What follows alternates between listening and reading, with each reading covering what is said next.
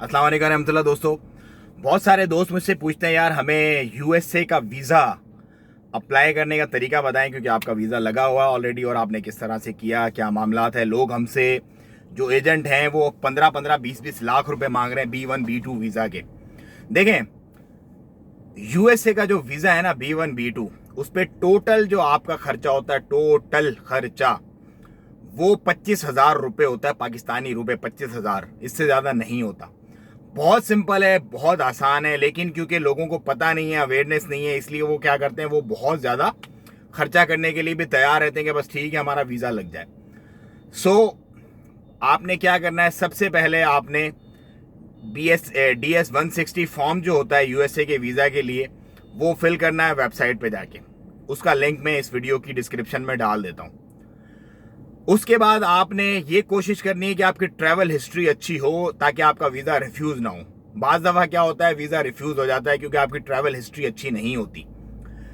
तो अगर आप यूरोप के किसी मुल्क में गए हुए हैं ऑलरेडी तो वेल एंड गुड, फिर तो देयर इज़ नो चांस कि आपको रिफ्यूज़ करें यूएसए का वीज़ा। लेकिन अगर आप यूरोप के कंट्री में नहीं गए, मलेशिया, सिंगापुर, थाईलैंड और इस तरह के 2-4-5 कंट्री में गए हुए हैं, तो भी चांसेस हैं कि शायद आपको ना करें, मतलब रिफ्यूज़ वगैरह ना करें।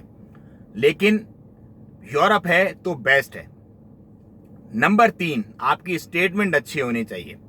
आपके पास जो बैंक में पैसे पड़े हों और जो आपकी पिछले 3 से 4 महीने की सैलरी अगर 1,000 रियाल से ऊपर है, तो मजीद चांसेस आपके रोशन हो जाते हैं वीज़ा लगने के, वीज़ा रिफ्यूज़ नहीं होगा आपका। ये 3 चीज़ें ऐसी हैं जो बेसिक चीज़ें हैं जो मैंने आपको बताई हैं। उसके बाद आप फॉर्म भरें DS 160, वो आपसे फीस लेते हैं। मैंने जिस वक्त अप्लाई किया था उस वक्त 62 ओमानी रियाल फीस थी, 62 रियाल ओमानी। और अब भी मेरा ख्याल है कि 62-64 रियाल ओमानी फीस ही है, इससे ज़्यादा फीस नहीं है। वो फीस आपसे ऑनलाइन आपको पे करनी पड़ेगी। उसके बाद आपको इंटरव्यू के लिए अपना टाइमिंग बुक करनी पड़ेगी उसी एम्बेसी की वेबसाइट पर ही, अगर आप ओमान से अप्लाई कर रहे हैं तो। ये मैं ओमान का तरीका आपको बता रहा हूँ। यूएई, ओमान, पूरे गल्फ में यही तरीका है, लेकिन पाकिस्तान और इंडिया में तरीका अलग है।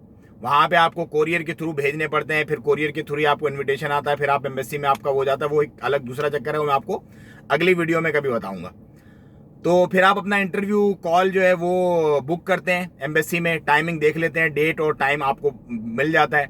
उस टाइमिंग में आप जाते हैं, वो आपको इंटरव्यू के लिए कॉल करते हैं। ये बड़ा ट्रिकी पॉइंट है। यहाँ पे अच्छे अच्छे जो चैंपियन और अच्छे अच्छे जो अपने आप को पता नहीं क्या समझते हैं, वो फेल हो जाते हैं। क्यों फेल हो जाते हैं? क्योंकि वो नर्वस हो जाते हैं और वो झूठ बोलते हैं। आपने नर्वस नहीं होना, आपने झूठ नहीं बोलना। ये 2 काम आपने करने इंटरव्यू में। 3 काम आपने इंटरव्यू से पहले करने, जो मैंने बताया, 2 काम आपने करने इंटरव्यू में।